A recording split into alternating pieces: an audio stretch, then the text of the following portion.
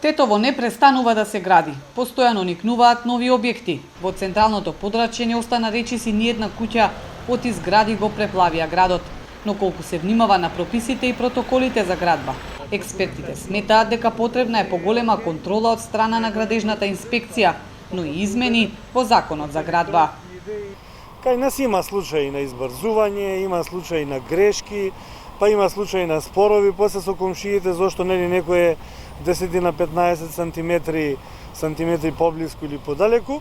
И тоа би било добро кога во најавените измени на законот за градба би се на некој начин со еден став во одреден член или со нов член би се регулирало.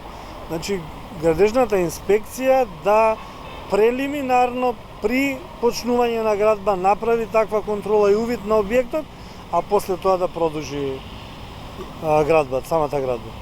Отворено прашање е и колку се запазуваат безбедносните услови при градба. Има случаи во Тетово каде се градат објекти, а местото околу не е соодветно обезбедено.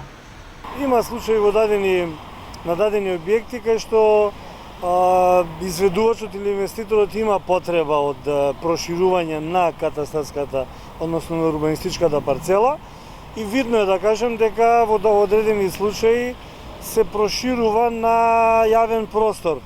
Значи се става оградата на јавен простор. Тоа исто така се регулира, меѓутоа на општинско, на локално ниво. Токму изградбата на бројни згради дополнително го искомплицира проблемот со паркирањето. Во проектите се пишува дека се обезбедени доволно паркинг места, но при реализацијата честопати тоа не е спроведено, велат експертите. Бетонизирањето на Тетово негативно се одразува и на аерозагадувањето. Отиснемува зеленило, а зградите не дозволуваат ниту проветрување на воздухот.